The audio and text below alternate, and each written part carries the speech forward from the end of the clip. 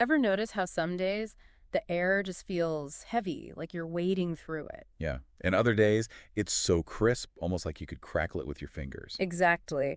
And a big part of what causes that is something we don't often think about: air humidity. It's all around us, but we rarely stop to really understand it. Well, today we're going on a deep dive into air humidity. That's right. We're going to unpack this crucial concept by focusing on just one paragraph. A single paragraph from a physics textbook, but one that's surprisingly packed with information. Paragraph number 19, to be precise. This paragraph is like a little treasure chest of knowledge about air humidity and the clever ways we measure it. We're going to break down concepts like absolute humidity, relative humidity, the fascinating dew point. And those humidity measuring gadgets called hygrometers, things like condensation hygrometers, hair hygrometers, and psychrometers. Our mission is to make these ideas crystal clear for you. Okay, so let's jump right in. First up, absolute humidity. The textbook calls this isobor, which basically means the density of water vapor. Right, so how can we visualize that? Imagine a box, say 1 cubic meter of air, completely sealed. Like a giant invisible cube of air just floating there. Exactly. Absolute humidity is like counting every single water molecule inside that box.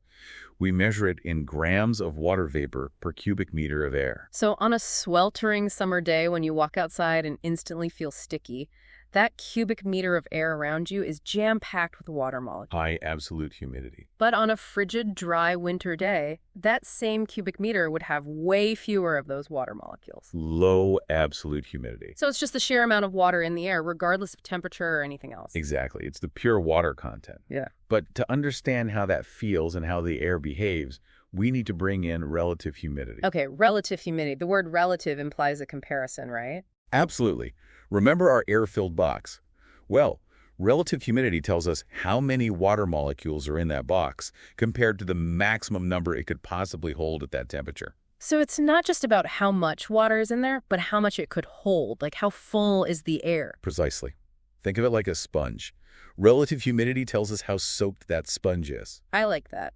So if the relative humidity is 50%, our air sponge is half full. There's room for more water vapor. Right, but what happens when the relative humidity hits 100%? Our sponge is completely saturated. No more room for water. And that's when things get interesting. The air can't hold any more moisture, so we might see fog forming or condensation, those little water droplets on surfaces. Like when a cold drink sweats on a humid day. Exactly. Now, the textbook gives us a formula. IFUSO, 100%. Okay, break that down for us. Phi, that's the Greek letter phi, represents relative humidity, how soaked our sponge is. Another Greek letter, rho, often used for density in physics, stands for absolute humidity, the actual water in the sponge. And rho is the maximum water our sponge could hold at that temperature. So it's a ratio, the actual water content divided by the maximum possible water content expressed as a percentage. Exactly. So absolute humidity is the raw count of water molecules, and relative humidity tells us how close the air is to being completely full of moisture at its current temperature. Got it. Now, what about the dew point? Sounds a bit mysterious. The dew point is basically the temperature at which the air starts sweating out its moisture. Imagine you cool down that air filled with invisible water vapor. Like when you crank up the AC on a muggy day and you get condensation on cold surfaces. Exactly. The dew point is the specific temperature at which that water vapor in the air can't stay invisible anymore. It starts condensing back into liquid water. Forming dew on the grass, fog in the air, or frost if it's cold enough. You got it. So as the air cools, its capacity to hold water vapor decreases. The dew point is where it hits its limit and starts releasing that moisture. So if the dew point is high, it means the air has to cool down a lot before it starts condensing, implying there's a lot of moisture in the air to begin with. Right. The dew point gives you a sense of the actual moisture content, even more so than relative humidity. Fascinating. Okay, now, how do we actually measure all this invisible water vapor? The paragraph mentions these things called hygrometers. Hygrometers are simply instruments designed to measure humidity. Paragraph 19 talks about 3 main types: the condensation hygrometer, the hair hygrometer, and the psychrometer. Each works in a different way. Let's start with the condensation hygrometer. It sounds like it uses that sweating principle we just talked about. It does. Imagine a small, polished metal box that can be cooled down. Inside is a thermometer.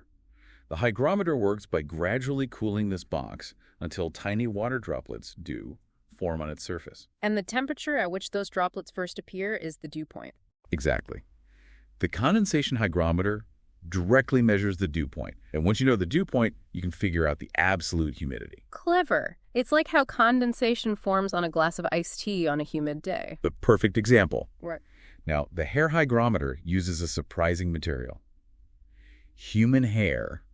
Wait, really? How does that work? It turns out that human hair and even some synthetic fibers change length slightly depending on the humidity. So does hair get longer when it's humid and shorter when it's dry? Yes. As relative humidity increases, the hair lengthens. When it gets drier, the hair contracts. This tiny change is connected to a pointer on a dial, giving you a direct reading of relative humidity. So there's actually scientific reason why our hair gets frizzy on humid days. It's not just an old wives' tale. Exactly. It's a built-in humidity sensor.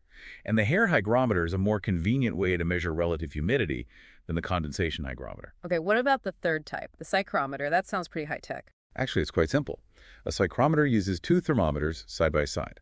One thermometer has a dry bulb, measuring the regular air temperature. Okay, one regular thermometer. What about the other one? The second thermometer has its bulb covered with a moist cloth, usually soaked in water. This is the wet bulb thermometer. I see. Two thermometers, one wet, one dry. But how does that tell us about the humidity? The key is evaporation. As water evaporates from that wet cloth, it cools the wet bulb thermometer.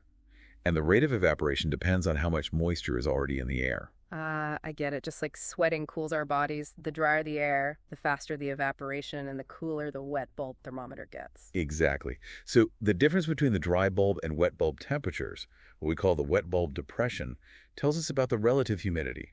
A big difference means low humidity, and a small difference means high humidity. Right. And to get the precise relative humidity, we use special psychrometric tables that correlate the wet bulb depression to specific humidity levels.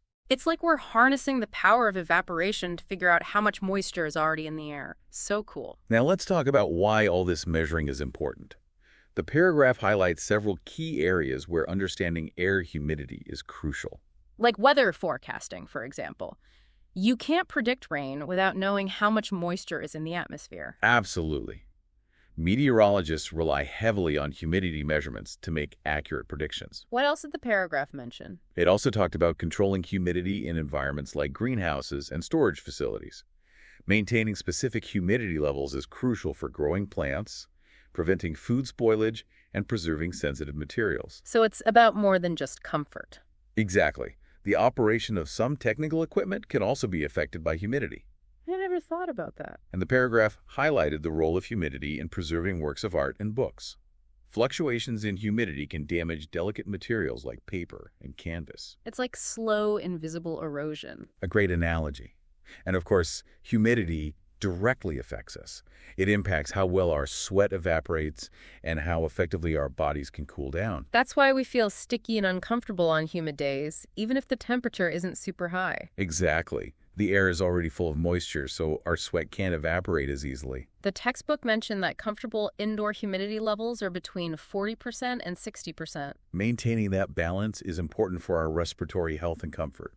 Too dry or too humid can cause problems. So this seemingly simple concept of air humidity actually has a huge impact on our world. From weather patterns to our own bodies to preserving our history and culture. Okay, let's do a quick review of everything we learned from paragraph 19. We talked about absolute humidity, the actual amount of water vapor. Right. Then we discussed relative humidity, which tells us how full of moisture the air is compared to its capacity at that temperature. Right. We explored the dew point, the temperature at which condensation begins. And finally, we talked about hygrometers, the tools we use to measure humidity, including the condensation type, the hair types, and the psychrometer. Perfect. To help you remember all this, how about a little mnemonic device? I love a good mnemonic. How about a really damp hippopotamus panted?